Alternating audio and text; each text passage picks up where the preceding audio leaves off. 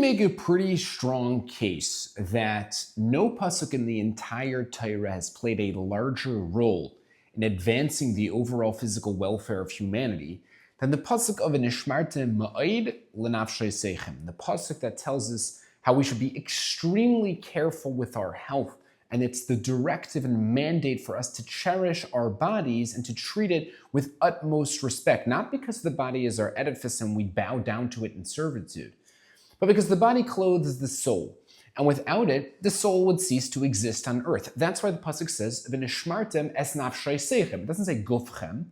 For the reason we're guarding our bodies is because it houses our soul.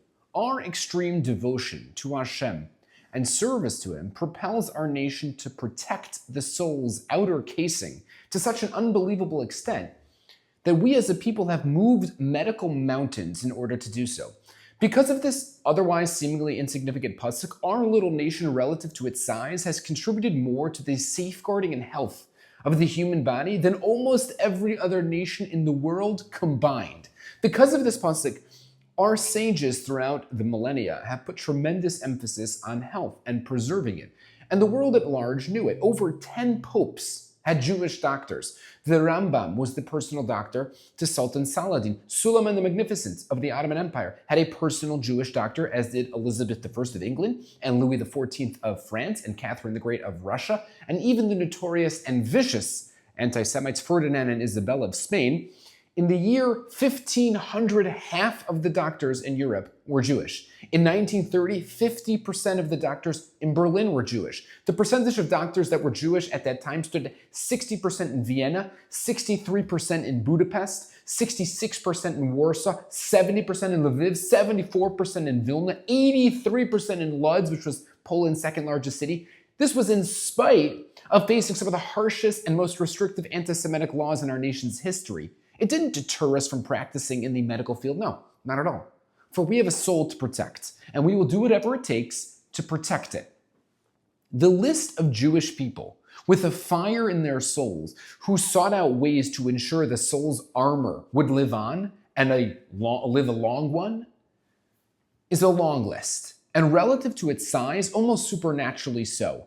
The amount that our little nation contributed is nothing short of a miracle. Here's just some of that list. Salman Waxman, a Jewish microbiologist from Russia, was considered the father of antibiotics, as he was the one who discovered how to properly use them. Basil Hershkowitz invented the fiber optic endoscope. Paul Zoll pioneered the pacemaker and defibrillator. Some other Jews who made revolutionary medical contributions to society were Marshall Nirenberg, who cracked the genetic code. Or what about Rosalind Franklin, who discovered the structure of DNA? Or Rosalind Yallo, who developed the process for safe blood transfusions? Oh, what about Jonas Salk, who developed a cure for polio? Or Paul Ehrlich, who invented something like chemotherapy? Or Michael Gottlieb, who invented and developed the effective treatment of AIDS? The list goes on and on. The deadly typhus disease was eradicated in great measure by the work of Ludwig Fleck.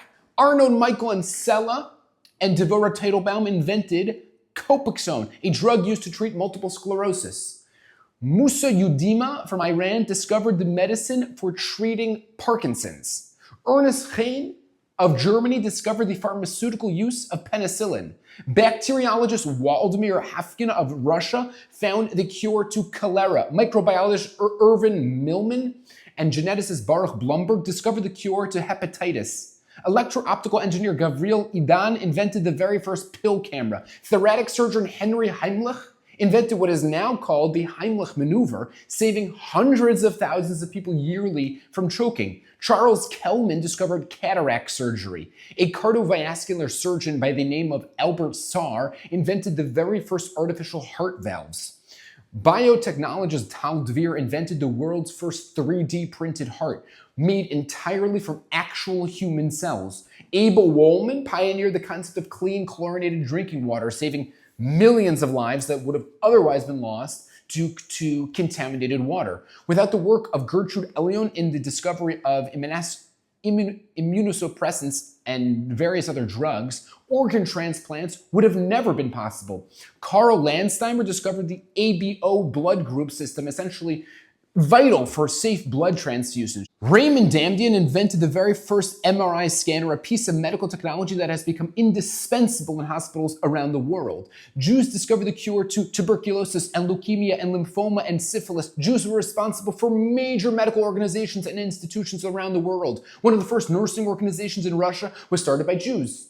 Lillian Wall started the Nurse Organization of America. Henrietta Soles founded the world-famous Hadassah Network. Tremendous contributions to the world of psychiatric and psychological health were made by Jews as well. Some famous ones are Alfred Adler, Sigmund Freud, Erik Erikson, Viktor Frankl, Abraham Maslow. Massive hospital chains were built all over the world bearing the name of the Jews that inspired them, attesting to the world's respect for their medical knowledge and efforts. A few examples are Maimonides Medical Center, Montefiore Medical Center, Mount Sinai Hospital, Albert Einstein Medical Center, the Jewish Hospital in London, the Jewish Hospital of Belgium, the Jewish Hospital of Vienna, the Albert Einstein Hospital in Brazil, the Jewish General Hospital in Montreal. Our burning desire for health isn't limited only to help our fellow Jews, but it spread to the world at large. Bernard Kouchner from France, whose own parents were killed in the Holocaust, started what has become one of the world's largest medical volunteer organizations, Doctors Without Borders. The Jewish cardiac surgeon Amram Cohen started an organization called Save a Child's Heart, which offers free heart surgeries to children in over 60 countries. During the Syrian civil war, Jews set up several hospitals to treat wounded Syrian troops, despite the fact that Syria is not a friend of Israel by any standards. In March of 2022, Jews from Israel were the very first to set up a hospital on Ukrainian soil. During the Russian invasion, Jewish immunologist Drew Weissman and Albert Bourla, a chairman and CEO of Pfizer, led the team that discovered the mRNA platform, which led the way to the first effective COVID vaccine. The chief medical officer at Pfizer is a Jew by the name of Michael Dolston. The chief medical officer of Moderna is Tal Zaks. The chief medical officer of Johnson & Johnson is Joanne Waldstreicher. The current chief medical scientist of Russia's Gamaleya Institute is a Jew by the name of Anatoly Alstin. And the director is Alexander Ginsburg. The list goes on and on. The Jew, for thousands of years, cherished his body, not because it was an end unto itself, but because it contained within it the most powerful force on the planet.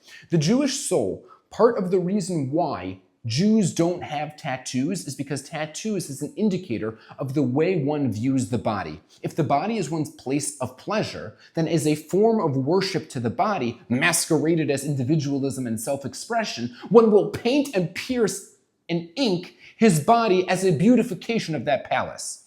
But if the body is merely the outer shell of the soul, one would never dream of placing a tattoo on it. It's for the same reason that the Torah has an extreme aversion to cremation. The moment a non-Jew dies, his body, the palace that gave him his pleasure in life, becomes worthless and therefore might as well be burnt. When a Jew dies, the holy body that enabled his soul to be uplifted and attached to Hashem must be treated with respect and dignity and buried untouched.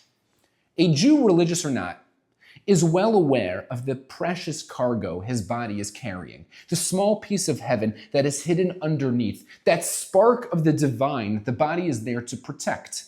We will do whatever it takes to ensure that the soul will live on. If it means discovering the most remarkable medical breakthroughs in history, we are ready to take it on. Our souls are simply too precious not to.